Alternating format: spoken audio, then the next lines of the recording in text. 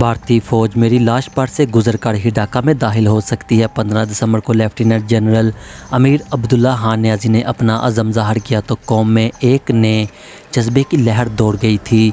लेकिन इस ऐलान के दूसरे ही दिन पूरी कौम गैर मुल्की ज़राए अबलाग से ये वहशतनाक खबर सुनकर सकते में आ गई कि lieutenant general Amir Abdullah Khan Niazi ने नहायत शर्मनाक अंदाज में 16 दिसंबर 1971 को ढाका रेस कोर्स में दुश्मन के सामने हथियार डालते हुए अपनी शिकस्त तस्लीम कर ली थी। उसी शाम सदर यहया खान ने कौम के नाम अपने एक पैगाम में इस जिल्लत आमेज शिकस्त को महज एक हित्ते में जंग हारने से ताबीर करते हुए इस अज़म का इजहार किया कि मगरबी महाज पर ये जंग जारी रहेगी। पूरी कौम इन वाक़यात पर शदीद अहसान ज़िया से दो चार थी।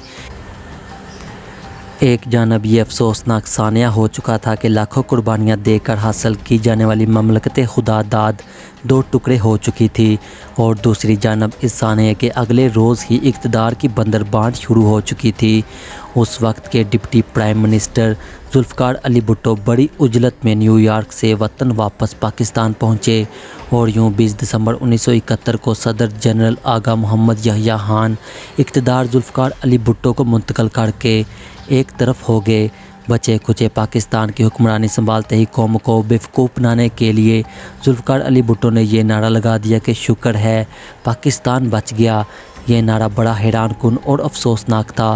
बांग्लादेश की सूरत में पाकिस्तान का अक्सरियती हिस्सा पाक मुल्क से अलग नहीं हुआ था, बल्कि दुश्मन ने तो सैकड़ों सालों से चला आने वाला दो कौमी नज़रिया भी खलीज बंगाल में गर्क करने का दावा करके बाकायदा जश्न मनाया था।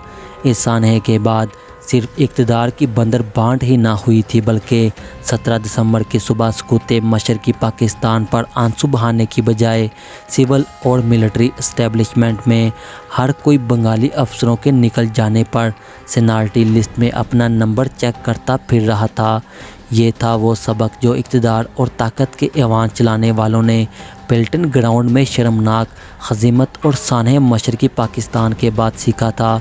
16 दिसंबर 1971 के सरेंडर के बारे में अहम तरीन हकीकत यह है कि यहया खान ने मशरकी पाकिस्तान में अपने commander general Amir Abdullah Niazi को सरेंडर करने ही सीज़ फायर के लिए इक़दामात का हुक्म दिया था। मनीर अहमद मनीर की किताब अलमिया मशरकी पाकिस्तान 5 किरदार में जनरल यहया खान का इंटरव्यू शामिल है। यहया खान ने बताया, मैंने नियाज़ी को सरेंडर का नहीं कहा था, बल्कि उसे कहा था कि यूएनओ को बोलो कि सीज़ फायर करार दे। मैंने कहा कि दुश्मन के आगे हथियार फेंकने का सवाल ही पैदा नहीं होता।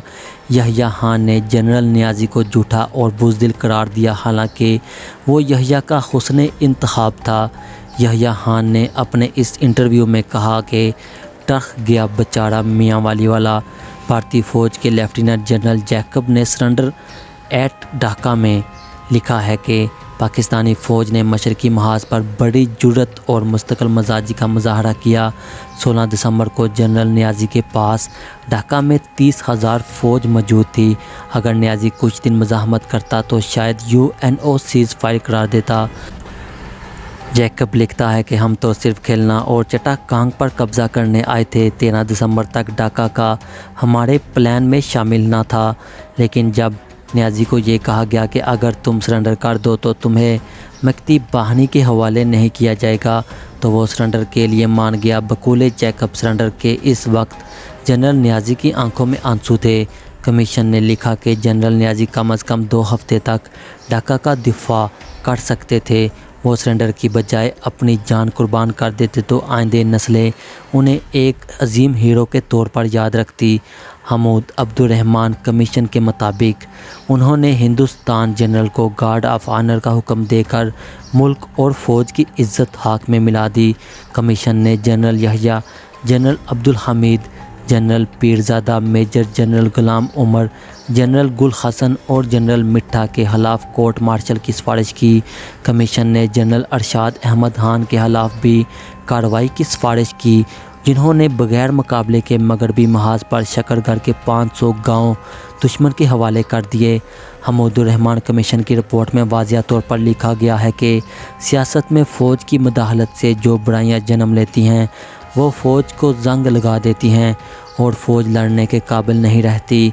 सकूते डाका के 50 साल के बाद पाकिस्तान के हुक्मरान तबके को ये रिपोर्ट ज़रूर पढ़नी चाहिए कि क्योंकि 1971 में पाकिस्तान पर अलानिया मार्शल लॉ नाफिज था, आज पाकिस्तान पर गैर अलानिया मार्शल लॉ नाफिज है। 1971 में खुफिया अदारे पाकिस्तानियों को लापता कर रहे थे, आज भी वही कुछ हो रहा है। 1971 में मशरकी पाकिस्तान खो दिया गया और आज बहुत से पाकिस्तानियों के ख्याल में कश्मीर खो दिया गया है।